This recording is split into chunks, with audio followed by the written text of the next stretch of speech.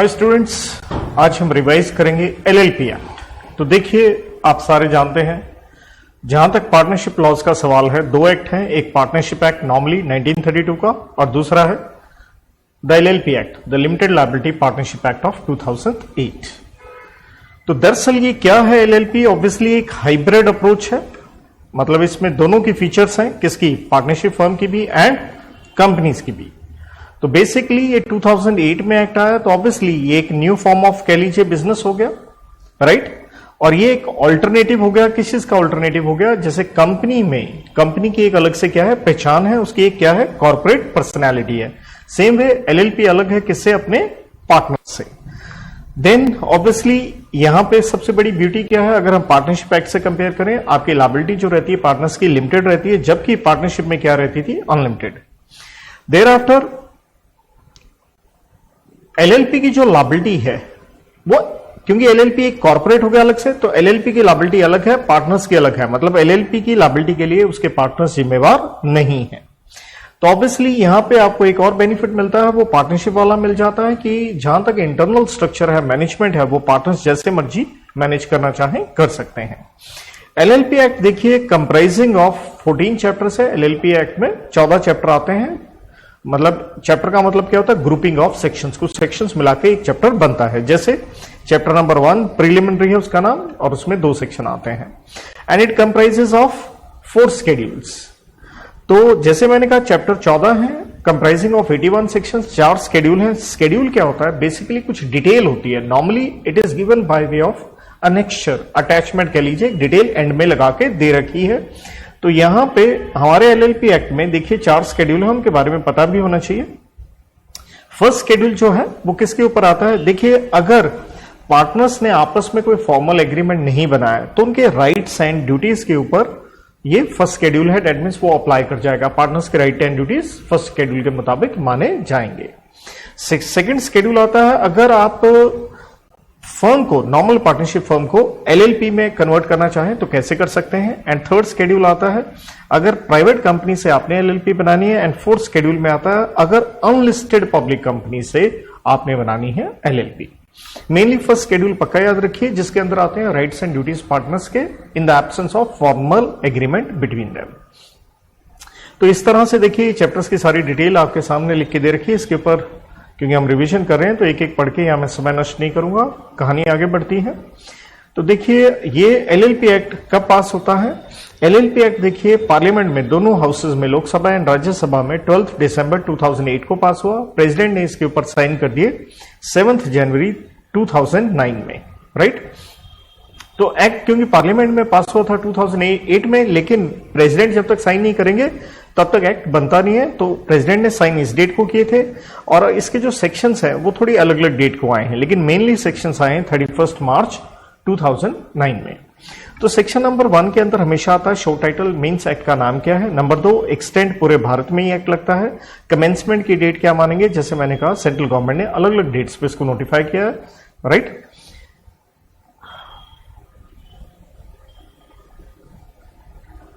Students, definitions on LLP act. देखिए definitions आती हैं इसके section number 2 and sub section 1 के अंदर, राइट? सबसे पहले हम डेफिनेशन लेने जा रहे हैं क्लॉज नंबर डी के अंदर, और ये है definition body corporate. Body corporate means एक अलग से पहचान। तो यहां हम डेफिनेशन को 3 कैटेगरी में ब्रेक करेंगे। बॉडी कॉर्पोरेट मींस, तो कहता है बॉडी कॉर्पोरेट एक अलग से चीज है, तो कहता है इसके अंदर कंपनी भी आ जाएगी। Means company as defined under companies act, जो कि हम कंपनीज एक्ट में अंडर सेक्शन 2 सबसेक्शन 20 पढ़ते हैं। एंड इंक्लूड्स, कहता है बॉडी कॉर्पोरेट में क्या आ जाएगा? एक एलएलपी भी आ जाएगी, क्योंकि एलएलपी की क्या है, एक अलग से पहचान है। तो समझने वाली बात क्या है? बॉडी कॉर्पोरेट में कंपनी भी आती है, एलएलपी भी आती है। सो कहता है एलएलपी जो क्या है, रजिस्टर्ड है। कहां रजिस्टर्ड है? Under this act. This act means LLP act of 2008। And number 2, चाहे एलएलपी रजिस्टर्ड हिंदुस्तान में नहीं है, कहां रजिस्टर्ड है? हिंदुस्तान के बाहर रजिस्टर्ड है, तब भी हम उसे क्या मानेंगे? Body corporate. साथ में कोई कंपनी जो हिंदुस्तान के बाहर रजिस्टर्ड है, उसे भी बॉडी कॉर्पोरेट हम मानते हैं। तो देखिए इसके ऊपर हम कंपनीज एक्ट के अंदर पढ़ के भी आते हैं, foreign company under section 2 subsection 42। तो देखिए जैसे हमने कहा एलएलपी, राइट? तो एलएलपी भी बॉडी कॉर्पोरेट है, चाहे हिंदुस्तान वाली हो बाहर वाली हो। सेम वे कंपनी चाहे हिंदुस्तान वाली हो चाहे बाहर वाली हो, दोनों एलएलपी पी हैं, लेकिन कहता है इसको हम बॉडी कॉर्पोरेट नहीं मानेंगे। कहने में नॉर्मल लाइफ में आप इसे कह सकते हैं एक अलग से पहचान, लेकिन हम इसे नहीं मानेंगे। कहता है कॉर्पोरेशन सोल, मतलब सोल प्रोप्राइटर को हम बॉडी कॉर्पोरेट नहीं मानेंगे। कोऑपरेटिव सोसाइटी जो रजिस्टर्ड है under any law for the time being in force, जैसे कोऑपरेटिव एक्ट है 1912 का, कोऑपरेटिव सोसाइटी को नहीं मानेंगे। या कोई और other notified by central government. तो देखिए जैसे हमने पढ़ा section 2 sub section 1 clause D, उसके साथ में हमें रेड विद करना है, क्योंकि देखिए बॉडी कॉर्पोरेट के ऊपर ही आता है ये सेक्शन नंबर 3 कि एलएलपी क्या है, एक बॉडी कॉर्पोरेट है। बॉडी कॉर्पोरेट का मतलब ही क्या हो गया कि एक अलग से पहचान है। तो दैट मींस आप क्या बन गए, एक सेपरेट लीगल एंटिटी, मतलब एलएलपी अलग है अपने किससे, पार्टनर से, वो अलग है। तो आपका क्या होगा, perpetual succession, which means for ever continuity. Partners मरे जिए कोई फर्क नहीं पड़ता, it will continue. Number 3, any change in partners, partners का एडमिशन हो गया या रिटायरमेंट, डेथ हो गई, इससे एलएलपी के एग्जिस्टेंस पे कोई फर्क नहीं पड़ेगा। देन देखिए जैसे हमने साथ यहां पे वर्ड जैसे हमने एलएलपी पढ़ा था, तो हम साथ में एलएलपी की डेफिनेशन लेने जा रहे हैं अंडर सेक्शन 2 सब सेक्शन 1। देखिए क्लॉज नंबर N है। एलएलपी का मतलब क्या है, एक पार्टनरशिप है जो क्या है, बनी है, formed and registered under this act. Same way जैसे यहां पे हमने कहा एलएलपी रजिस्टर्ड आउटसाइड इंडिया भी एक बॉडी कॉर्पोरेट है, तो फॉरेन एलएलपी के ऊपर डेफिनेशन आती है क्लॉज नंबर M के अंदर कि फॉरेन एलएलपी क्या है, एक एलएलपी फॉर्म्ड एंड रजिस्टर्ड या इनकॉर्पोरेटेड कहां, हिंदुस्तान के बाहर। लेकिन बाहर वालों की इंडिया में क्यों बात करें, क्योंकि उनका क्या है, which establish place of business in India, आपका एक प्लेस ऑफ बिजनेस भारत में है। तो देखिए जैसे यहां पे वर्ड आ गया बिजनेस, तो बिजनेस की एक इंपॉर्टेंट डेफिनेशन रहेगी section 2 sub section 1 clause number ई में। तो कहता है बिजनेस इंक्लूड्स, देखिए कोई भी डेफिनेशन इंक्लूड से स्टार्ट होती है, इसे हम एक्सटेंसिव डेफिनेशन कहते हैं, जिसका मतलब है जो लिखा है वो भी बिजनेस है, इसके अलावा कुछ और भी आ सकता है, क्योंकि वर्ड मीन्स नहीं है। मीन्स का मतलब होता है एग्जॉस्टिव डेफिनेशन, जो लिखा है बस वही आएगा। तो टीओपी, टॉप कह लीजिए, ट्रेड कहें, ऑक्यूपेशन कहें, प्रोफेशन कहें, सर्विसेज कहें, राइट, टॉप्स कह लीजिए, चाहे ट्रेड, ऑक्यूपेशन, प्रोफेशन, सर्विसेज। लेकिन कहता है एक एक्सेप्शन डाली जा सकती है, any activity which central government may by notification exclude, मतलब सेंट्रल गवर्नमेंट एक नोटिफिकेशन निकाल के बता सकता है कि भाई इसको हम बिजनेस नहीं मानेंगे, चाहे वो कोई ट्रेड हो, प्रोफेशन हो या सर्विसेज हो। जैसे हमने कहा एलएलपी एक बॉडी कॉर्पोरेट है, उसकी अलग से पहचान है, तो एक एंटिटी हो गई। तो एंटिटी के ऊपर क्लॉज नंबर K के अंदर डेफिनेशन आती है। एंटिटी का मतलब क्या है, कोई भी body corporate and includes firm, चाहे वो पार्टनरशिप एक्ट 1932 वाली हो, राइट, कि कहता है एंटिटी, एंटिटी का मतलब तो क्या हो गया, कोई बिजनेस है, कोई बिजनेस एक एंटिटी, तो कहता है उसके अंदर बॉडी कॉर्पोरेट भी आ गई, साथ में हम नॉर्मल फर्म भी एंटिटी के अंदर ले लेंगे। देन आफ्टर तो प्रश्न ये आया कि माना एंटिटी के अंदर नॉर्मल पार्टनरशिप फर्म आ गई, लेकिन क्या लिखा है सेक्शन नंबर 4 क्या कहता है, ये पार्टनरशिप एक्ट जो 1932 वाला है नॉर्मल जो है, क्या एलएलपी एक्ट के ऊपर लगेगा, नहीं लगना चाहिए, क्योंकि दोनों का एक्ट क्या है, अलग अलग है। So non applicability of partnership act 1932 on LLP, लेकिन सेम एज अदरवाइज प्रोवाइडेड। इसका मतलब है जब तक स्पष्ट रूप से ना लिखा हो, जैसे बताया गया है कि भाई ये सेक्शन लगेगा नॉर्मल पार्टनरशिप एक्ट 1932 का एलएलपी पे, तो लग जाएगा, वरना पार्टनरशिप एक्ट का 1932 का इस एक्ट से कोई लेना देना नहीं है। Then one of the important definition clause number L के अंदर आती है financial year, obviously for LLP, जिसका मतलब है कहता है period from 1 April till 31 March of following year. That means 12 महीने का पीरियड हो गया, राइट। लेकिन एक एक्सेप्शन है, अगर आपने एलएलपी इनकॉर्पोरेट रजिस्टर करवाई है आफ्टर 30 सितंबर, तो आफ्टर 30 सितंबर का मतलब क्या हो गया, यूं कह लीजिए अक्टूबर ऑनवर्ड। तो कहता है financial year to end on 31 March of next following year, right. तो कहने का मतलब क्या हुआ, ये इंपॉर्टेंट डेफिनेशन है कि नॉर्मली फाइनेंशियल ईयर 12 महीने का होता है, लेकिन अगर कंपनी एलएलपी जिस साल आपने बनाई, अगर बनाई ही अक्टूबर के बाद है, तो अगला 31 मार्च नहीं, उससे अगला 31 मार्च को फाइनेंशियल ईयर कंप्लीट होगा। दैट मीन्स एक साल ऐसा हो सकता है, वो क्या हो सकता है कि जहां आपका फाइनेंशियल ईयर 12 की बजाय 18 महीने भी हो सकते हैं। ये तभी हो सकता है ईयर ऑफ इनकॉर्पोरेशन में, जब एलएलपी बनी हो मान लो 1 अक्टूबर, क्योंकि अगला 31 मार्च नहीं, उससे अगला 31 मार्च को फाइनेंशियल ईयर कंप्लीट होगा, वरना नॉर्मली कह लीजिए क्या होगा, 12 महीने का ये समय रहेगा। इसके बाद क्योंकि जैसे हमने कहा एलएलपी एग्रीमेंट, तो हमने बात करी फर्स्ट शेड्यूल की, जैसे मैंने कहा था अगर आप नहीं बनाएंगे तो स्वाभाविक है फर्स्ट शेड्यूल एप्लीकेबल हो जाएगा। क्लॉज ओ के अंदर ये डेफिनेशन आती है। तो एलएलपी एग्रीमेंट क्या है? एक रिटर्न एग्रीमेंट है, पार्टनर्स के बीच में है, या एलएलपी एंड पार्टनर्स में, क्योंकि एलएलपी अलग है, पार्टनर्स क्या हो गए उसके अलग है। और उससे इस एग्रीमेंट से क्या डिटरमिन होते हैं? राइट एंड लायबिलिटीज किसके? पार्टनर्स के, बिटवीन देम, और किसकी तरफ? Towards LLP.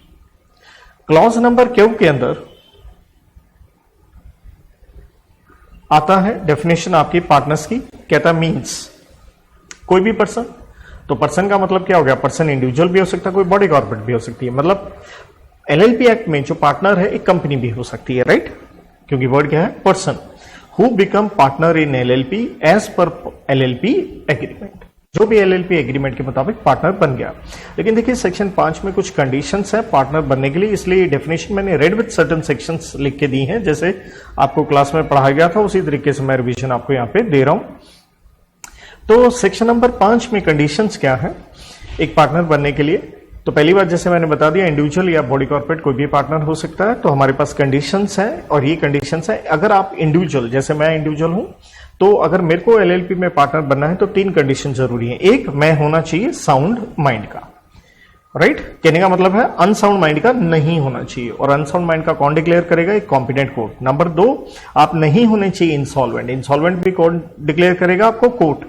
या इंसॉल्वेंसी के लिए आपने अप्लाई ना किया हो, ना अनसाउंड माइंड के हैं, ना इंसॉल्वेंट है, ना ही इंसॉल्वेंसी के लिए अप्लाई किया है। अब क्लॉज जे में हम पढ़ते हैं डेजिग्नेटेड पार्टनर, शॉर्ट में हम डीपी कह लेंगे। तो डेजिग्नेटेड पार्टनर का डेफिनेशन ने कहा जाइए सेक्शन नंबर 7 से पूछ के आइए, इसलिए रेड विद सेक्शन 7। तो डेजिग्नेटेड पार्टनर कम से कम आपको 2 रखने होंगे, और वो दोनों पक्का क्या होने चाहिए? इंडिविजुअल होने चाहिए, और उनमें से एक क्या होना चाहिए? भारत में रेजिडेंट। और रेजिडेंट कब होगा? अगर कम से कम वो 120 दिन है इंडिया में है। कब है? फाइनेंशियल ईयर के अंदर। जैसे मान लीजिए 2 डेजिग्नेटेड पार्टनर है x and y. X India में है 70 डेज, वाई है 335 डेज। 335 120 का कंप्लायंस हो गया। तो 2 डेजिग्नेटेड चाहिए, दोनों इंडिविजुअल चाहिए, लेकिन उनमें से एक आपको क्या करना है? उनमें से एक आपको रेजिडेंट चाहिए, और उसका मतलब है फाइनेंशियल ईयर में, फाइनेंशियल ईयर हम पहले पढ़ के आ चुके हैं डेफिनेशन, उसके अंदर 120 दिन के भीतर। लेकिन मान लीजिए अगर सारे के सारे पार्टनर्स बॉडी कॉर्पोरेट हैं, फिर तो समस्या होगी। तो कहता कम से कम आपको 2 इंडिविजुअल रखने होंगे, और वो क्या होंगे? नॉमिनी होंगे। बॉडी कॉर्पोरेट अपने कोई रिप्रेजेंटेटिव कह लीजिए, नॉमिनी बताएगी, वो डीपी के रूप में एक्ट करेंगे। अगर एलएलपी के पास has 1 or more individual as partners and body corporate as partners, means LLP में इंडिविजुअल भी पार्टनर है, बॉडी कॉर्पोरेट भी पार्टनर है, तो उनमें से सिर्फ जो इंडिविजुअल है वही क्या बनेंगे? डीपी बनेंगे। डीपी बनने के लिए क्या होता है? प्रोसीजर क्या रहता है? जो आपका इनकॉर्पोरेशन डॉक्यूमेंट है उसके अंदर आप बता देते हो ये है हमारे डेजिग्नेटेड पार्टनर, या आप बता देते हो किस तरह से टाइम टू टाइम कौन कौन डेजिग्नेटेड पार्टनर होगा। दरअसल डीपी बनने के लिए क्या लेनी पड़ती है? उन पार्टनर्स की प्रायर कंसेंट लेनी पड़ती है प्रिस्क्राइब्ड फॉर्म में, और उनकी कंसेंट एलएलपी को विद रजिस्ट्रार 30 दिन के अंदर प्रिस्क्राइब्ड फॉर्म में क्या करनी होती है? फाइल करनी पड़ती है। और इंडिविजुअल जो है एलिजिबल टू सेटिस्फाई, डीपी बनने के लिए उसको T&C terms and condition satisfy करनी है, और उसको लेना पड़ता है एक डिपिन फ्रॉम सेंट्रल गवर्नमेंट। डिपिन क्या है? डेजिग्नेटेड पार्टनर आइडेंटिफिकेशन नंबर, और ये लेना पड़ता है एज पर सेक्शन 153 से 159 ऑफ कंपनीज एक्ट। जैसे कंपनी में चाहिए होता है डायरेक्टर, डायरेक्टर को लेना पड़ता है डिन नंबर, ऐसे एलएलपी को लेना पड़ता है डिपिन। लेकिन मैं एक्स्ट्रा नॉलेज दे दूं, अगर आप कंपनी में डायरेक्टर हैं तो डिन होगा, वही डिन किसका काम कर देगा? वही डिन डीपीआईएन का भी काम कर देगा। One of the very very important definition, एक अलग से एलएलपी में ही एक अलग से बाइफर्केशन है। Small LLP section 2 subsection 1 clause TA। तो कहता स्मॉल एलएलपी क्या है? मींस है तो एक एलएलपी, लेकिन ध्यान दीजिए क्लॉज नंबर 1 and 2 मतलब 2 कंडीशन आपने इकट्ठी सेटिस्फाई करनी है। एक कहता contribution of which does not exceed ₹25 lakh, मतलब स्मॉल एलएलपी मान लेंगे अगर पार्टनर्स का कैपिटल कॉन्ट्रीब्यूशन कह लीजिए कितना है? 25 लाख से ज्यादा ना हो, मतलब मैक्सिमम है। लेकिन ये जो अमाउंट है 25 लाख का, ये टाइम टू टाइम सरकार रिवाइज कर सकती है, इसलिए कहा गया और such higher amount not exceeding 5 crore as may be prescribe. मतलब आज के दिन स्मॉल एलएलपी का मान लेंगे अगर 25 लाख तक का कंट्रीब्यूशन हो, लेकिन सरकार ये 25 लाख का अमाउंट टाइम टू टाइम बढ़ा सकती है, लेकिन किससे ज्यादा नहीं बढ़ाएगी, 5 करोड़ से। नंबर 2 कंडीशन क्या है, एंड टर्नओवर, जैसे आप कह सकते हैं सेल्स वगैरह, कि turnover as per statement of accounts and solvency for the immediately preceding financial year, मतलब पिछले फाइनेंशियल ईयर में, इमीडिएटली बिल्कुल पिछले फाइनेंशियल ईयर में जिसकी टर्नओवर 40 लाख से ज्यादा ना हो, तभी स्मॉल कहेंगे। और ये जो 40 लाख की भी लिमिट है, सरकार टाइम टू टाइम बढ़ा सकती है, लेकिन किससे ज्यादा नहीं बढ़ाएगी, 50 करोड़ से ज्यादा। फिलहाल लिमिट क्या है, 40 लाख है। तो देखिए, जैसे एक एग्जाम्पल देख लीजिए कि कंट्रीब्यूशन मैक्सिमम 25 लाख था, टर्नओवर हमने कहा प्रीसीडिंग फाइनेंशियल ईयर में मैक्सिमम कितना, 40 लाख। देखिए दोनों कंडीशंस क्या लेके चलनी, एंड है, प्लस कहो या एंड का साइन मैंने डाल रखा है। जैसे 20 लाख 25 लाख का कंप्लायंस हो गया, 30 लाख 40 लाख का कंप्लायंस हो गया, तो ये बन गई स्मॉल एलएलपी। लेकिन अगर कंट्रीब्यूशन 30 लाख हो जाए तो ये 25 लाख का डिफॉल्ट हो गया, तो आप स्मॉल एलएलपी नहीं बन सकते हैं, चाहे आपकी टर्नओवर 30 लाख है। सेम वे कंट्रीब्यूशन 10 लाख है, लेकिन अगर टर्नओवर 50 लाख है तो 40 लाख का कंप्लायंस नहीं हुआ, तो आप स्मॉल एलएलपी नहीं बन सकते। एक तीसरी और यहां पे पॉइंट है जिसको और, जिसका मतलब है which meet such other requirements as may prescribe, मतलब किसी और को भी स्मॉल एलएलपी मान सकते हैं, लेकिन उसके लिए कुछ रिक्वायरमेंट्स आपको फुलफिल करनी होंगी, और ये रिक्वायरमेंट सरकार बता सकती है। तब चाहे कंट्रीब्यूशन टर्नओवर की लिमिट आपकी ना भी सेटिस्फाई हो, हम आपको मान सकते हैं। तो फिलहाल ऐसा कुछ बताया नहीं गया, तो पेपर में ध्यान रखिएगा, हमें 2 चीजों के हिसाब से जवाब देना है, आप स्मॉल एलएलपी है या नहीं। एक आपकी कंट्रीब्यूशन, नंबर 2 आपका turnover 25 lakh maximum, 40 lakh maximum. तो देखिए चैप्टर नंबर 3 इसके बाद आता है हमारा इनकॉर्पोरेशन ऑफ एलएलपी। एलएलपी कैसे बनानी है, वैसे ही चैप्टर सेक्शन 11 से 21 है, लेकिन हमारे कोर्स में फाउंडेशन में कुछ एक सेक्शन है, उन्हीं का हम जिक्र करेंगे। तो देखिए जब एलएलपी आपने बनानी है तो बेटा जी कुछ स्टेप्स हैं। स्टेप नंबर 1 क्या है, सेक्शन 11 कहता है कि भाई साहब आपको क्या करना होगा, आप वो एक इनकॉर्पोरेशन डॉक्यूमेंट, ऑब्वियसली एक फॉर्म फिल करना होगा। ये एक ई फॉर्म है, फॉर्म नंबर 2 है, सो प्रेस्क्राइब्ड फॉर्म है, मैनर है, भरिए, फीस लगाइए उसके साथ, और ये आप फाइल कर दीजिए रजिस्ट्रार ऑफ स्टेट्स के साथ, जहां registered office of LLP is situated, जिसका मतलब है जहां आपका हेड ऑफिस है, जिसके बारे में हम सेक्शन 13 में पढ़ेंगे। फाइलिंग कौन करेगा, कम से कम 2 लोग करेंगे। देखिए वैसे भी हमने क्लियरली पढ़ा था, कम से कम कितने पार्टनर्स होने चाहिए, 2 तो चाहिए ही, यही सेक्शन 6 कहता है। और नंबर 2, अगर आप क्या कर रहे हैं, लॉफुल बिजनेस कर रहे हैं, बिजनेस किसके लिए कर रहे हैं, प्रॉफिट कमाने के लिए, तो by subscribing their names to incorporation document, जिसका मतलब हो गया ये 2 जो पार्टनर हैं अपना उसके ऊपर क्या करेंगे, साइन करेंगे। साथ में इन्हें क्या करना है, आपको एक स्टेटमेंट लगा के देनी है, along with it a statement to be filed in a prescribed form, कि हमने सारे कंप्लायंसेस कर दिए हैं। और ये स्टेटमेंट जो देने की कंप्लायंसेस कर दिए हैं, ये स्टेटमेंट कौन साइन करके देगा, जो भी आपने एलएलपी बनाने के लिए प्रोफेशनल हायर किया है, चार्टर्ड अकाउंटेंट कह लीजिए, कॉस्ट अकाउंटेंट कह लीजिए, कंपनी सेक्रेटरी या advocate, and bye anyone who subscribed incorporation document. जैसे हमने कहा था 2 लोग होंगे, उनको साइन करना है, तो वो साथ में 2 पार्टनर कह लीजिए, ये कहेंगे हाँ जी सारे कंप्लायंस हमने कर दिए हैं। देन इनकॉर्पोरेशन डॉक्यूमेंट के कंटेंट्स क्या आते हैं, देखिए ऑब्वियसली आप एलएलपी बना रहे हो तो आप उसके अंदर एलएलपी का नाम लिखोगे, उसका प्रपोज्ड बिजनेस लिखोगे, उसका रजिस्टर्ड ऑफिस लिखोगे, और साथ में ये बताओगे नेम एंड एड्रेस, जो लोग क्या बनने के लिए तैयार हैं, partners. Penalty on any person making statement if knows to be false, misleading or does not believe it to be true। जैसे ये प्रोफेशनल थे, हमने ऊपर बात करी, या सब्सक्राइबर थे इनकॉर्पोरेशन डॉक्यूमेंट के, अगर ये कोई भी गलत इंफॉर्मेशन देते हैं, मिसलीडिंग देते हैं, तो देखिए इनको जेल हो सकती है, इंप्रिजनमेंट हो सकती है मैक्सिमम 2 बरस के लिए, एंड फाइन लगेगा 10,000 से आपका 5 लाख, मतलब 10,000 हो गया मिनिमम और 5 लाख हो गया मैक्सिमम। वैसे भी जैसे हमने ई फॉर्म की बात की, याद रखिएगा ई फॉर्म नंबर 1 आता है नेम के ऊपर, 2 अभी हमने बात करा था इनकॉर्पोरेशन डॉक्यूमेंट, और फॉर्म नंबर 3 हम पढ़ेंगे एलएलपी एग्रीमेंट के ऊपर। तो ये था स्टेप नंबर 1 आपका इनकॉर्पोरेशन डॉक्यूमेंट सेक्शन नंबर 11 के अंदर। देन देखिए स्टेप नंबर 2 के अंदर क्या आता है, सेक्शन 12 है, कहता है इनकॉर्पोरेशन बाय रजिस्ट्रेशन। तो स्वाभाविक आपने फॉर्म भरा, लेकिन जब तक रजिस्ट्रार सेटिस्फाई नहीं होगा, वो क्लियरेंस नहीं देगा, अपने रिकॉर्ड में चढ़ा नहीं लेगा, तब तक आप का इनकॉर्पोरेशन नहीं हो सकता है। तो इसलिए कहता है on satisfaction of registrar as to documents जो आपने सेक्शन 11 में दिए, ही शेल 14 दिन के भीतर to register incorporation document and आपको वो सर्टिफिकेट ऑफ इनकॉर्पोरेशन जारी कर देगा, जो कि एक कॉन्क्लूसिव एविडेंस है कि आप एक एलएलपी बन गए हैं, जिसका मतलब है इसे कोर्ट वगैरह में चैलेंज नहीं किया जाएगा, जिसका मतलब है रजिस्ट्रार ने उसके ऊपर साइन कर दिए, ऑथेंटिकेशन और ऑफिशियल सील जिसे कहते हैं अपना एक ठप्पा लगा दिया है। ये आ गया सेक्शन 12 के ऊपर। देन स्टेप नंबर 3 के अंदर देखिए सेक्शन नंबर हमारा 14 आता है। रजिस्ट्रेशन के परिणाम क्या होंगे? परिणाम ये होंगे ऑब्वियसली एलएलपी क्या बन गई? बॉडी कॉर्पोरेट, जो हमने सेक्शन 3 में भी देखा। एक आप बॉडी कॉर्पोरेट हैं, doing and suffering things as body corporate में लॉफुली डू एंड सफर, मतलब आपको बेनिफिट भी होंगे और जो नुकसान होंगे वो भी आपको भुगतने हैं। कहने का मतलब है वही कंपनीज वाली फीचर लग जाएंगी, आप क्या बन जाएंगे? एक सेपरेट लीगल पर्सन, एक आपकी कॉमन सील होगी, आपके ऊपर केस किया जा सकता है, आप भी कर सकते हो। और जो प्रॉपर्टी है कोई भी, वो पार्टनर्स के नाम पे नहीं होगी, वो किसके नाम पे रहेगी? एलएलपी के ही नाम पे होगी। So registered office under section 13 and अगर आप रजिस्टर्ड ऑफिस अपना चेंज करते हैं तो पहली बात, रजिस्टर्ड ऑफिस क्यों चाहिए? अरे भाई कोई नोटिस भेजना, इंटीमेशन, कॉरेस्पॉन्डेंस, कम्युनिकेशन करना, कोई ठिकाना तो होना चाहिए, या सरकार ने कोई इंस्पेक्शन करनी है। दूसरी बात है ये नोटिस वगैरह कैसे भेजे जाते हैं एलएलपी को? या तो कहता ए पॉइंट में post under certificate of posting या रजिस्टर्ड पोस्ट या एनी अदर प्रिस्क्राइब्ड मोड। अगर आप अपना रजिस्टर्ड ऑफिस बदलना चाहते हैं तो उसका प्रोसीजर क्या होगा? तो उसके लिए आपको रजिस्ट्रार के पास अप्लाई करना है in prescribed form, manner and fees के साथ।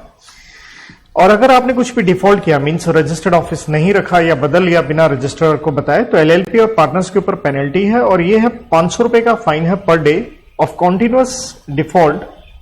लेकिन 500 करके मैक्सिमम आपको 50,000 से ज्यादा नहीं लगेंगे। नेम से रिलेटेड सेक्शन 15 टिल 17 देखिए, ऑब्वियसली नाम भी आपको इनकॉर्पोरेशन डॉक्यूमेंट में लिखना था, तो सेक्शन 15 कहता है लास्ट वर्ड्स आप पक्का क्या लिखें? या तो पूरा लिखें लिमिटेड लायबिलिटी पार्टनरशिप, या शॉर्ट में एलएलपी। लेकिन कुछ शब्द आप अपने नाम में नहीं लगा सकते, उनके ऊपर सेंट्रल गवर्नमेंट ने एक रोक लगा रखी है।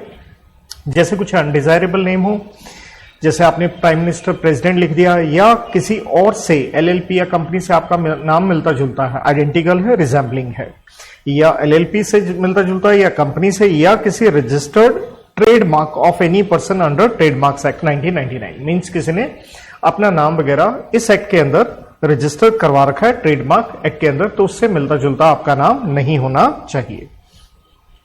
तो जब आपने अपना नाम सिलेक्ट करना है तो उसके लिए आपने अप्लाई करना होता है रजिस्ट्रार को, और जैसे मैंने पहले बताया था फॉर्म नंबर ई है, ई फॉर्म नंबर 1 है, तो उसके लिए सेक्शन 16 बात करता है किस तरह से अप्लाई करेंगे, रिजर्वेशन होगा। तो आपने जब अप्लाई करना होता है तो किस चीज के लिए, जो भी आप अपनी एलएलपी का प्रपोज नाम रखना चाहते हैं, या हो सकता है आप एलएलपी का बन चुकी है उसका नाम क्या करना चाहते हैं, बदलना चाहते हैं अपनी मर्जी से, वॉलंटरी। तो इसलिए आपने रजिस्ट्रार को अप्लाई किया। अगर वो सेटिस्फाइड है, किसी से सेटिस्फाइड है कि आप जो नाम रखना चाह रहे हैं या बदल के रखना चाह रहे हैं वो किसी से अनडिजायरेबल या आइडेंटिकल नहीं है, राइट, अगर वो उस चीज से सेटिस्फाइड है तो वो रिजर्व कर देगा 3 महीने के लिए। इस दौरान आप अपनी कार्रवाई पूरी करके वो नाम रख सकते हैं। देन सेक्शन नंबर 17 के अंदर आता है आपको नाम बदलना पड़ रहा है कंपलसरी, मींस आपकी तरफ से डिफॉल्ट है। जैसे हमने कहा था अनडिजायरेबल, रिजेंबलिंग, किससे मिलता जुलता नाम है, तो अगर आपने सेक्शन 15 का डिफॉल्ट किया है तो आपके खिलाफ एप्लीकेशन दी है किसने, किसी और एलएलपी ने या कंपनी ने या रजिस्टर्ड ट्रेडमार्क प्रोप्राइटर ने, जिससे मिलता जुलता आपका नाम है कि भाई ये नाम इसने सेम रख लिया या रिजेंबलिंग रख लिया, तो सेंट्रल गवर्नमेंट आपको एक डायरेक्शन देगी, भैया नाम बदलो, और आपके पास समय है 3 महीने। देन कहता लेकिन उसके लिए कंडीशन है, अगर ये कंप्लेंट की है रजिस्टर्ड प्रोप्राइटर ने जिसने ट्रेडमार्क्स एक्ट में वो नाम रिजर्व करवा रखा था, तो उसके ऊपर कंडीशन ये है उसके पास समय होता है 3 साल के भीतर भीतर, जब किसी ने एलएलपी उसके मिलते जुलते नाम से बना ली है कि वो कंप्लेंट कर सकता है, राइट। तो 3 साल अगर बीत गए तो आप कंप्लेंट सेंट्रल गवर्नमेंट को नहीं कर पाओगे, फिर वो नाम बदला नहीं जाएगा।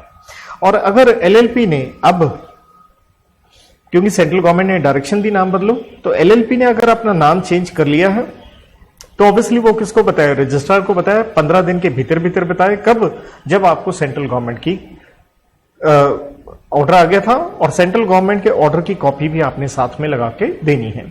Registrar now to carry out necessary changes in COI stands for, आपका जो सर्टिफिकेट ऑफ इनकॉर्पोरेशन है उसके अंदर वो आपके नाम बदलने से रिलेटेड अब रजिस्ट्रार कार्रवाई करेगा और 30 दिन के अंदर वो नाम बदल देगा, right. LLP to change its name in LLP agreement, तो एलएलपी जो एग्रीमेंट बना था उसमें भी आपको अपना नाम बदलना पड़ेगा। लेकिन अगर एलएलपी ने सेंट्रल गवर्नमेंट की डायरेक्शन नहीं मानी, उसका डिफॉल्ट किया है, तो सेंट्रल गवर्नमेंट खुद ब खुद एलएलपी का नाम बदल देगा और रजिस्ट्रार को कहेगा कि अपने रिकॉर्ड में एलएलपी का नाम बदल दीजिए, और रजिस्ट्रार ऐसा करेगा और आपको दे देगा fresh certificate with the new name. लेकिन कोई टेंशन नहीं है, अगर आपको ये सेंट्रल गवर्नमेंट वाला नाम पसंद नहीं है तो आप, जैसे हमने सेक्शन 17 में पढ़ा था, तो कोई एलएलपी को प्रिवेंट नहीं करता है, कोई रोक नहीं है। आप सब्सिक्वेंटली अपना नाम सेक्शन 16 के मुताबिक रजिस्ट्रार को अप्लाई करके वो चेंज कर सकते हैं। चैप्टर नंबर 4 सेक्शन 22 से 25 पार्टनर्स एंड उनके रिश्तों के ऊपर। 22 कहता है कैसे आपने पार्टनर बनना है, उसके लिए एलिजिबिलिटी क्या है। तो जैसे हमने कहा था आपने इनकॉर्पोरेट करनी है एलएलपी, तो उसके लिए हमने कहा था सब्सक्राइबर होने चाहिए कम से कम 2 पार्टनर जो साइन करेंगे। तो ऑब्वियसली कहता है आपने वहां अपना नाम और साइन कर देना है इनकॉर्पोरेशन डॉक्यूमेंट, जो हमने ई फॉर्म 2 सेक्शन 11 में बात की थी। तो आप पार्टनर्स बन जाएंगे जिसने साइन कर दिया है, और एनी अदर पर्सन जिन्होंने नहीं भी साइन किया उसके अलावा भी पार्टनर बन सकते हैं। ऑब्वियसली कैसे, as per your LLP agreement. Section 23 में आता है रिलेशनशिप ऑफ पार्टनर्स, मतलब पार्टनर्स के आपस में एक दूसरे के प्रति राइट्स एंड ड्यूटीज। तो राइट्स एंड ड्यूटीज हमने पहले भी कहा था एज पर एलएलपी एग्रीमेंट होंगे, जो कि एग्रीमेंट हुआ बिटवीन पार्टनर्स या एलएलपी और पार्टनर के बीच में। एलएलपी एग्रीमेंट जो बना है और उसमें आप बाद में चेंजेस भी कर सकते हैं, लेकिन उसकी आपने फाइलिंग करनी होती है रजिस्ट्रार के पास। ई फॉर्म नंबर 3 है, with in 30 days of incorporation के अंदर। अगर एग्रीमेंट राइटिंग में बना है, एलएलपी ऑब्वियसली राइटिंग में होता है, लेकिन ये बना है before, the word is before incorporation of LLP, right. तो may impose obligation on LLP if such agreement is ratified by all partners after incorporation of LLP. मतलब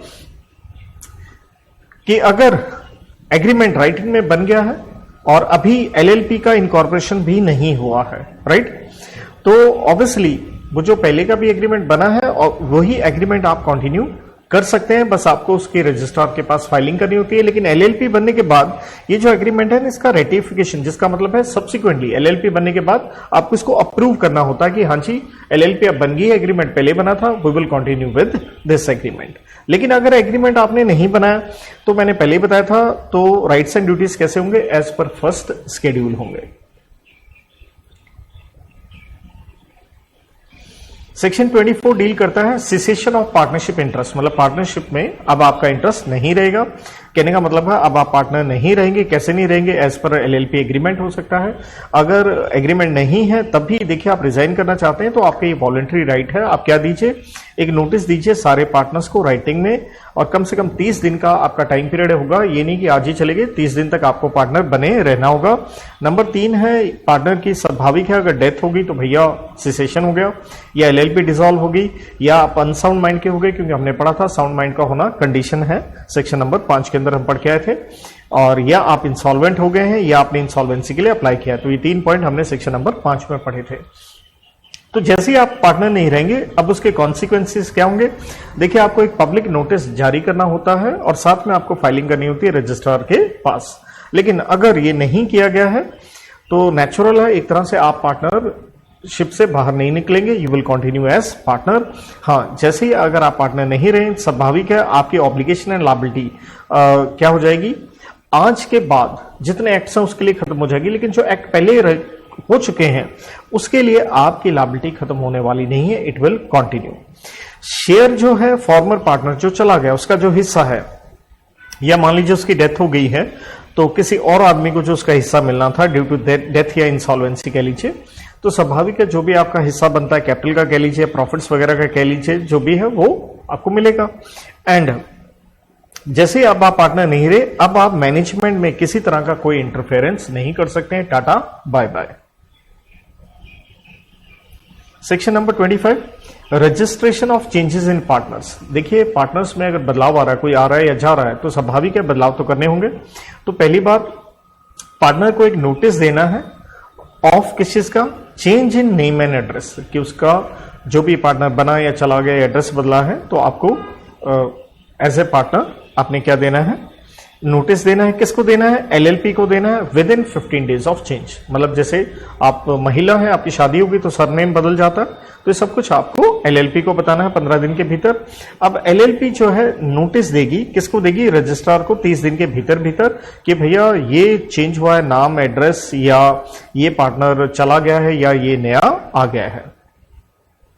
तो अगर कोई नया पार्टनर आ जाता है, इनकमिंग पार्टनर है, तो उसको एक कंसेंट की स्टेटमेंट अपनी देनी होती है और उसकी फाइलिंग भी रजिस्ट्रार को की जाती है। और अगर पार्टनर जा रहा है लेकिन उसको एक रीजनेबल डाउट है कि LLP won't file with registrar, कि क्योंकि आप जा रहे हो तो उसकी फाइलिंग रजिस्ट्रार को करनी होती है, लेकिन उसे डाउट है अगर एलएलपी नहीं करेगी तो वो अपने आप भी रजिस्ट्रार के पास अप्लाई कर सकता है, राइट। और रजिस्ट्रार ये कंफर्मेशन लेगा किससे? एलएलपी से। और अगर एलएलपी कंफर्म नहीं करती है 15 दिन के भीतर तो स्टिल रजिस्ट्रार रजिस्टर कर देगा ये पार्टनर नहीं रहा। इस सेक्शन के डिफॉल्ट पे देखिए फाइन एक फिक्स्ड अमाउंट है, 10,000 रुपए का है। एलएलपी हो, डेजिग्नेटेड पार्टनर हो या नॉर्मल पार्टनर हो, आपको 10,000 का फाइन देना पड़ेगा।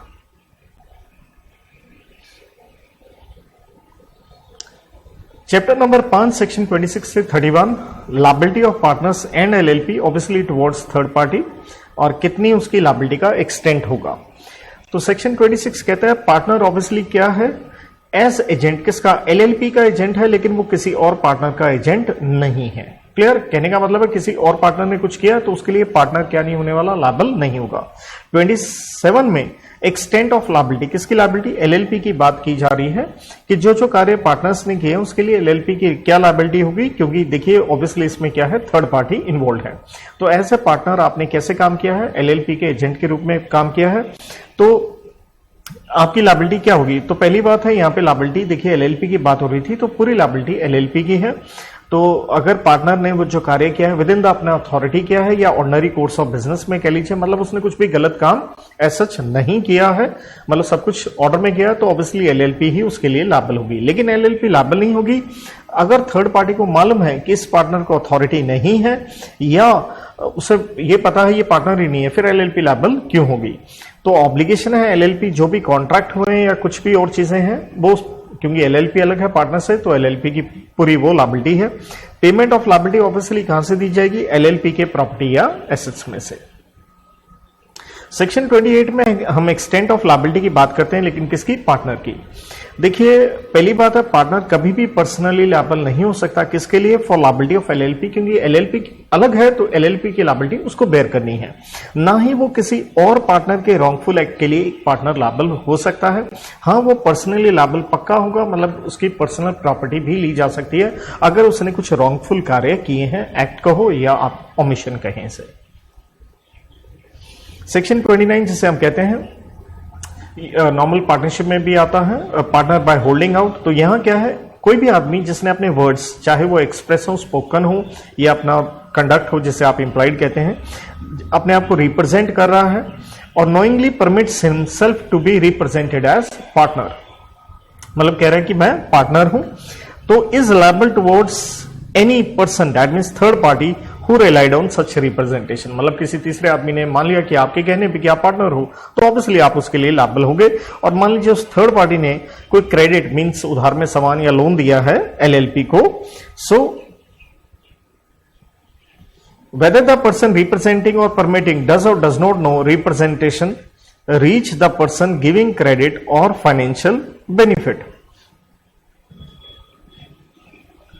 Here such person that is representing partner is liable and LLP also liable for any credit received or financial benefit derived।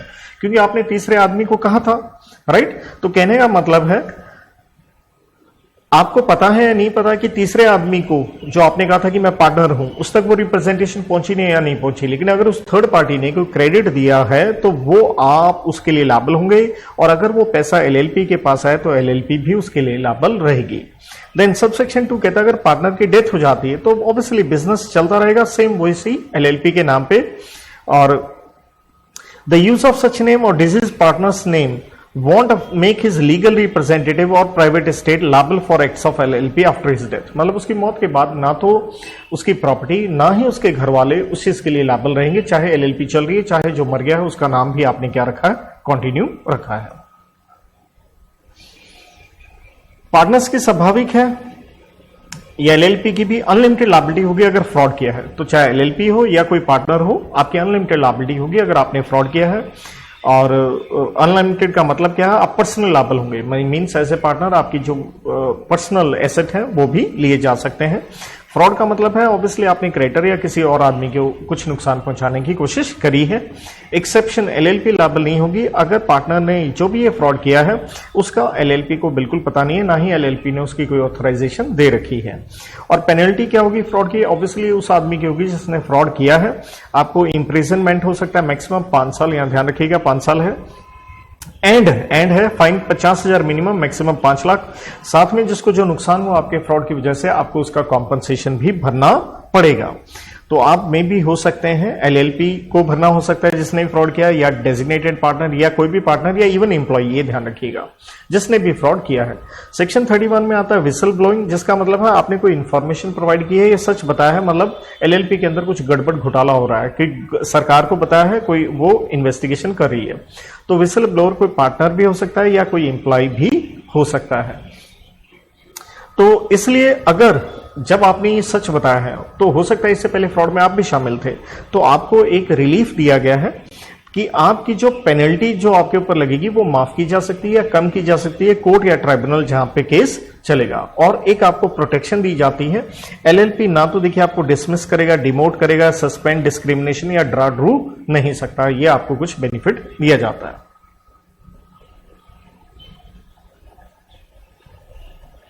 Chapter number 7 34 से 41 फाइनेंशियल डिस्क्लोजर्स। तो सेक्शन 34 में है आपने books of accounts and other documents maintain करने हैं, साथ में audit भी करवाना है। तो प्रॉपर बुक्स ऑफ अकाउंट्स अपने अफेयर्स के, एलएलपी के हर साल एक्रूअल बेसिस पे डबल एंट्री सिस्टम के मुताबिक रजिस्टर्ड ऑफिस में रखेंगे और प्रिजर्व करना होता है। वैसे इसका टाइम है 8 साल प्रेस्क्राइब टाइम में। और प्रॉपर बुक्स क्या होंगी, जो भी प्रेस्क्राइब की गई हैं। और साथ में आपको बनाना है statement of account and insolvency, और ये कब बनानी है, फाइनेंशियल ईयर खत्म होने के 6 महीने के भीतर भीतर आपको बनाना है। फाइनेंशियल ईयर की बनानी है और प्रेस्क्राइब्ड फॉर्म है, वैसे नंबर 8 है इसका। और रजिस्ट्रार के पास आपने इसकी फाइलिंग करनी है विद फीस। और साइन कौन करेगा, डेजिग्नेटेड पार्टनर, जो कि हमने कहे थे 2 होते हैं। अगर आपने स्टेटमेंट नहीं बनाई है 6 महीने के अंदर आपने फाइलिंग नहीं करी रजिस्ट्रार को, तो आपको डेली के 100 रुपए का फाइन लगेगा फॉर कॉन्टिन्यूअस डिफॉल्ट, चाहे आप एलएलपी हैं चाहे डेजिग्नेटेड पार्टनर हैं। लेकिन 100 रुपए करके मैक्सिमम एलएलपी को देने होंगे 1 लाख रुपए एंड डेजिग्नेटेड पार्टनर के ऊपर रहेगा 50,000। साथ में जो बुक्स बनाई है उसका देखिए आपको ऑडिट भी करवाना है प्रिस्क्राइब्ड फॉर्म मैनर में, जिस तरह से सेंट्रल गवर्नमेंट ने नोटिफिकेशन इन ऑफिशियल गैजेट में बताया है। लेकिन कुछ एलएलपी या क्लास ऑफ एलएलपी को सेंट्रल गवर्नमेंट ऑडिट से एग्जम्पशन दे सकती है। अगर आप ऑडिट नहीं करवाएंगे, एलएलपी के ऊपर फाइन है minimum 25,000 maximum 5 lakh and designated partner पे है मिनिमम 10,000 मैक्सिमम 1 लाख रुपया। सेक्शन 34A आता है accounting and auditing standards, means आपने बुक्स बनाते समय अकाउंटिंग स्टैंडर्ड एंड ऑडिट करते समय ऑडिटिंग स्टैंडर्ड्स फॉलो करने हैं। कहता है ये स्टैंडर्ड्स क्या होंगे, ये सेंट्रल गवर्नमेंट बताएगी कंसल्ट करके एक अथॉरिटी जिसका नाम है नफरा, नेशनल फाइनेंशियल रिपोर्टिंग अथॉरिटी, और ये प्रिस्क्राइब करेगी standards of auditing and accounting as recommended by ICI. मतलब 3 बॉडीज होगी, सेंट्रल गवर्नमेंट, नफरा, आईसीआई, उसके हिसाब से बताया जाएगा किस क्लास या क्लासेस ऑफ एलएलपी के ऊपर ये स्टैंडर्ड लगेंगे। सेक्शन 35 वेरी इंपॉर्टेंट, आपको अनमोल रिटर्न हर साल फाइलिंग करनी होती है रजिस्ट्रार को। प्रिस्क्राइब्ड फॉर्म वैसे फॉर्म नंबर 11 है, 60 दिन के भीतर भीतर of end of financial year. और इसके अंदर क्या क्या लिखना है जो भी प्रिस्क्राइब्ड है as per form number 11।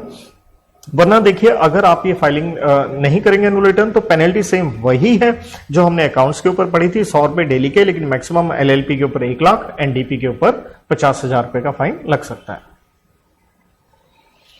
Chapter number 10 आता है कन्वर्ट करें हम एलएलपी में, मींस पहले हम क्या थे, पहले में भी हम नॉर्मल फर्म थे या प्राइवेट कंपनी थे या अनलिस्टेड पब्लिक कंपनी थे, जिसका मैंने जिक्र भी किया था 2nd, 3rd and 4th schedule में। यही 3 सेक्शन बनते हैं 55, 6 एंड 7। साथ में कहता क्या होगा जब एलएलपी में आप कन्वर्ट करते हैं, सेक्शन 58 कहता है आपको रजिस्ट्रेशन करवानी है इस चीज के लिए।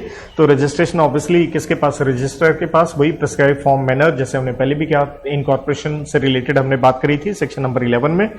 तो ड्यूटी क्या है, जैसे रजिस्ट्रार ने आपको सर्टिफिकेट ऑफ रजिस्ट्रेशन दे दिया है, एलएलपी की ड्यूटी क्या है, विद इन 15 दिन के भीतर आपने इन्फॉर्म करना है about conversion to concern registrar of firm. मतलब अगर आप पहले फर्म थे नॉर्मल तो उसको बताइए, अगर आप कंपनी वगैरह थे तो आरओसी रजिस्ट्रार ऑफ कंपनीज को आप बताएंगे। अब कन्वर्जन के परिणाम क्या होंगे? देखिए नेचुरल सी बात है, जो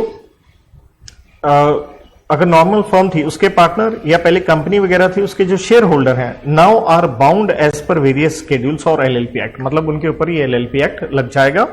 और नेचुरल है, पहले फर्म या कंपनी वगैरह थी, अब वो सीजेस टू एग्जिस्ट या कह लीजिए वो डिसॉल्व हो जाएगी, उनका नाम उनके जो रजिस्ट्रार है उनके यहां से काट दिया जाएगा और उनके सारे एसेट लायबिलिटी ये वो सब कह लीजिए अब वो कहां ट्रांसफर हो जाएंगे? नेचुरल है एलएलपी के पास। चैप्टर नंबर 11 एक ही सेक्शन का फॉरेन एलएलपी। तो फॉरेन एलएलपी हमने डेफिनेशन पहले भी क्लॉज में पढ़ा था कि आप फॉर्म्ड एंड रजिस्टर्ड है हिंदुस्तान के बाहर लेकिन having a place of business in India. तो 59 कहता है आपको कंप्लायंसेस क्या करने हैं? आपको भारत में एक प्लेस ऑफ बिजनेस एस्टैब्लिश करना है और प्रोविजंस ऑफ कंपनीज एक्ट, और क्योंकि आप फॉरेन एलएलपी हैं, क्योंकि आप बॉडी कॉर्पोरेट हैं, तो आपके ऊपर धाराएं किसकी लगेंगी?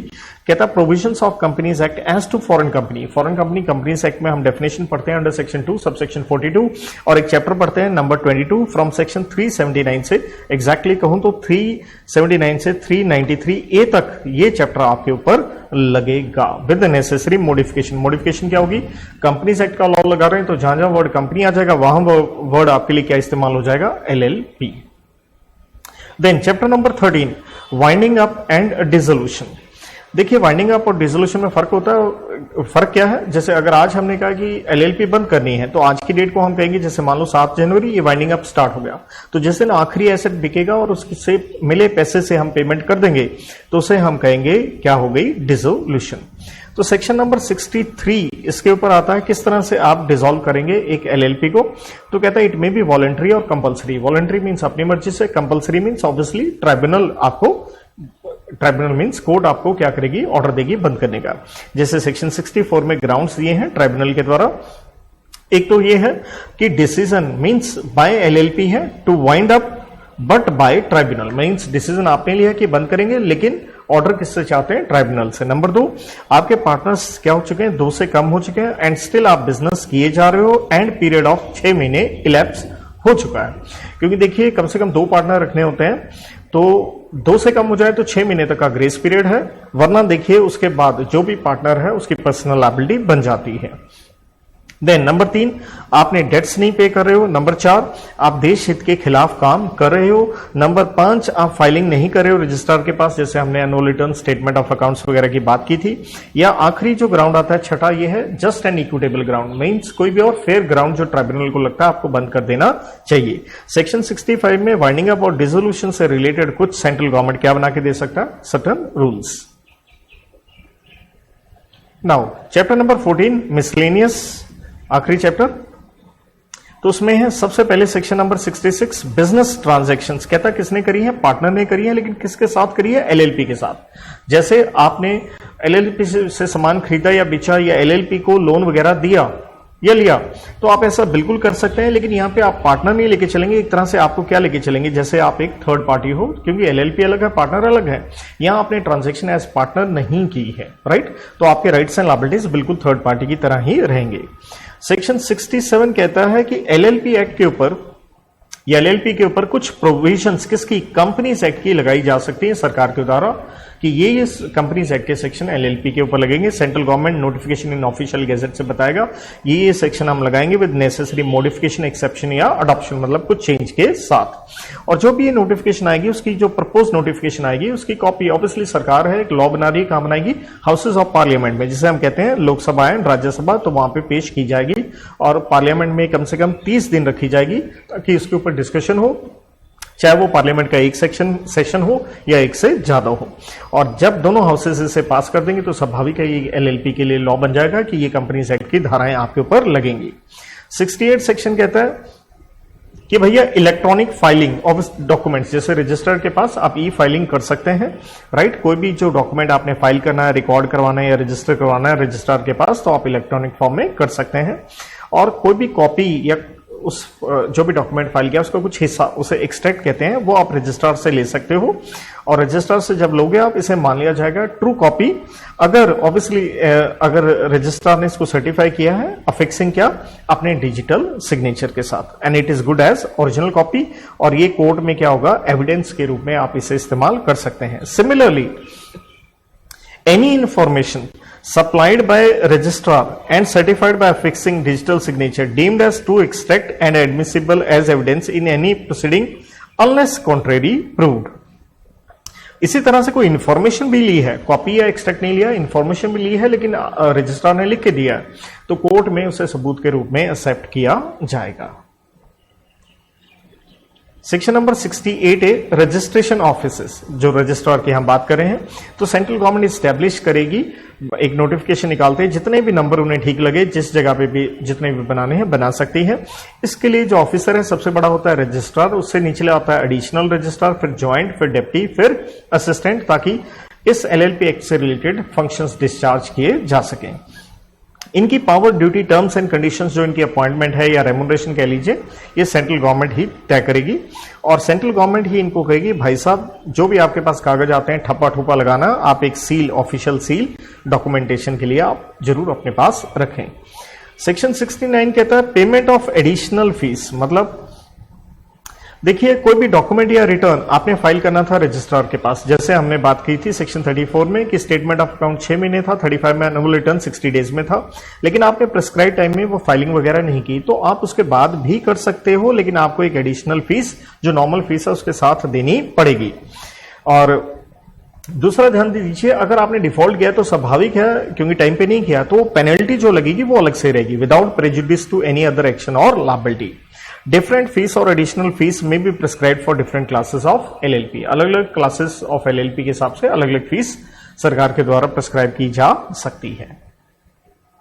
इसके बाद स्पेशल कोर्ट बनाए जा सकते हैं LLP के केसेस हैंडल करने के लिए। 67A कहता है स्टैब्लिश किए जाएंगे नेचुरली किसके द्वारा, central government by notification on official gazette. Special court का मतलब भी क्या है, स्पीडी ट्रायल ऑफ ऑफेंसेस हो सके, तो सेंट्रल गवर्नमेंट को जितने ठीक लगते हैं उतने नंबर वो एस्टैब्लिश कर सकते हैं उस एरियाज में जो उन्हें ठीक लगे। स्पेशल कोर्ट में क्या होगा, उसके अंदर एक सिंगल जज होगा, मींस उसके कॉम्पोजिशन में एक सिंगल जज होगा, और वो जज कौन होगा, सेशन कोर्ट वाला सबसे बड़ा जज, जिसे सेशन जज कहते हैं, या उसके एक नीचे वाला जो आता है उसे कहते हैं एडिशनल सेशन जज। एक जज बैठेगा, लेकिन ये कब होगा, अगर जो ऑफेंस किया है जहां पे पनिशमेंट, इंप्रिजनमेंट, जेल कम से कम अगर आपको होनी है 3 साल की, तो होगा सिंगल जज। वरना अदर ऑफेंसेस के लिए जो जज होगा वो होगा MM, मेट्रोपॉलिटन मैजिस्ट्रेट या judicial magistrate of first class, जिससे अपॉइंट कौन करेगा, सेंट्रल गवर्नमेंट, लेकिन किससे पूछ के, विद द कॉन्करेंस या कंसेंट ऑफ हाई कोर्ट से पूछ के। लेकिन कहता है जब तक ये स्पेशल कोर्ट नहीं बनाई जाएंगी तब तक कंपनीज एक्ट में जो स्पेशल कोर्ट बनाई गई है उनको ही मान लिया जाएगा LLP के लिए भी स्पेशल कोर्ट। और कहता अगर कंपनीज एक्ट में स्पेशल कोर्ट अगर नहीं बनाई गई हैं तब तक ये स्पेशल कोर्ट क्या होगा, सेशन कोर्ट, जो जिला अदालत होती है जिसे हम कहते हैं सेशन कोर्ट, या कोर्ट ऑफ MM या JM को ही हम स्पेशल कोर्ट मान के चलेंगे। सेक्शन 67B डील करता है procedure and powers of special court. तो सबसे पहले आती है स्पेशल कोर्ट का ज्यूरिसडिक्शन एरिया। तो कहता है जितने भी ऑफेंसेस हैं वो सिर्फ स्पेशल कोर्ट में ही चलेंगे, और स्पेशल कोर्ट कौन सी, जिस एरिया में LLP का रजिस्टर्ड ऑफिस क्या है, एस्टेब्लिश्ड है। लेकिन अगर आपके एरिया में एक से ज्यादा, ये साइन जो है ये है मोर देन 1 का, अगर मोर देन 1 से ज्यादा स्पेशल कोर्ट है उस एरिया में, तो हाई कोर्ट बताएगा कौन से स्पेशल कोर्ट में केस चलेगा। और स्पेशल कोर्ट को एक साथ में अलग से पावर क्या दी गई है कि LLP एक्ट का गुनाह जो आपने किया है, साथ में किसी और एक्ट का किया है, तो वो दोनों गुनाह के ऊपर सेम केस में स्पेशल कोर्ट में केस चल सकता है। स्पेशल कोर्ट में also try an offence other than an offence under this act with which the accused be charged at the same trial. Then आता है स्पेशल कोर्ट की power summary trial. इसका मतलब होता है फटाफट कार्रवाई या कोर्ट की प्रोसीडिंग्स को कंप्लीट कर देना। तो कहता है not with standing anything contained in CRPC 1973, मतलब क्रिमिनल प्रोसीजर कोड में क्या लिखा है, भाड़ में गया वहां क्या लिखा है, स्पेशल कोर्ट के पास पावर है, वो समरी वे में फटाफट कार्रवाई कर सकता है। लेकिन कंडीशन है अगर ऑफेंस पनिशेबल जो है वो 3 साल से ज्यादा के लिए नहीं होना चाहिए, for a term not exceeding 3 years, और मतलब 3 साल से कम तक का ही अगर गुनाह आपका है, नॉट एक्सीडिंग 3 years, राइट, तभी आप समरी ट्रायल, मतलब बड़ा गुनाह है तो समरी ट्रायल नहीं होगा तो रेगुलर ट्रायल होगा। प्रोवाइडेड दैट, लेकिन जब अगर समरी ट्रायल में अगर आप कन्विक्ट हो जाते, गुनाह साबित हो जाता है, तो आप चाहे वो 3 साल तक जेल हो सकती थी, लेकिन समरी ट्रायल हुआ तो आपको 1 साल से ज्यादा की जेल नहीं होगी। और साथ में ये भी कहा गया जैसे ट्रायल कमेंस होता है या during the course of trial, अगर स्पेशल कोर्ट को लगता है कि आपका नेचर ऑफ केस ऐसा है कि आपको 1 साल से ज्यादा की जेल होनी चाहिए, तो समरी ट्रायल नहीं होगा, तो कोर्ट कह सकता है कि भैया हम इसको रेगुलर ट्रायल करेंगे। तो इसलिए स्पेशल कोर्ट में आफ्टर हेयरिंग द पार्टीज को एक नोटिस देने के बाद, रिकॉर्ड बनाने के बाद कि क्यों समरी ट्रायल नहीं होना चाहिए, और दोबारा से गवाहों को बुलाया जा सकता है, hear or rehear the case as per regular. Rehear means दोबारा से केस स्टार्ट किया जा सकता है शुरू से, या वहीं से कंटिन्यू किया जा सकता है। सेक्शन 67C कहता है कि भाई appeal and revision against order of special court, कि स्पेशल कोर्ट का जो निर्णय आ गया है उसके खिलाफ अपील एंड रिवीजन, तो आप वो कर सकते हैं, उसके खिलाफ कहां जा सकते हैं, हाई कोर्ट में। और राइट, तो इसके साथ देखिए हमारे ये सेक्शंस मेनली यहां समाप्त होते हैं। आखिरी क्वेश्चन जो आता है वो है डिफरेंस बिटवीन, ये दुनिया भर के डिफरेंसेस देखिए मैंने एक ही पेज में आपको लिख के सारे करवाए थे कि एचएफ और कह लीजिए एलएलपी में क्या फर्क है, या Conor, clubs, association, partnership and company वगैरह में, राइट। तो इसके ऊपर मैं ज्यादा नहीं जाऊंगा क्योंकि नॉर्मली आपको मोटा मोटा पता भी है ही। तो एक ही पेज पे एक कह लीजिए कॉमन हेडिंग बनाते हुए मैंने आपसे ये सारे डिस्कस कर दिए थे। और स्पेशली अलग से अगर हम बात करें कि अगर हम एलएलपी और फर्म एंड कंपनी की बात करें तो उसके ऊपर कुछ एक पॉइंट्स और अलग से बता दिए थे, ये वैसे आपको आते भी होंगे, तो इसके ऊपर मैं नहीं जा रहा है सच। तो इसके साथ देखिए लगभग जितने हमारे सेक्शन थे मैंने सारे के सारे इस रिवीजन में आपके साथ डिस्कस किए हैं, और ये इस तरह की रिविजन्स आपको काफी यूज हो सकती हैं, स्पेशली देखिए आपके पेपर के लिए, क्योंकि जिस तरह की जो भी हैंड रिटन आपने लिखा हुआ है ये लगभग इवन मैंने काफी ये रिविजन्स यूट्यूब पे भी डाल रखी हैं, देखिए तो आप वहां से जितनी मर्जी बार इन्हें सुन सकते हैं। तो यहाँ हम ये लेक्चर समाप्त करते हैं। Thank you, God bless.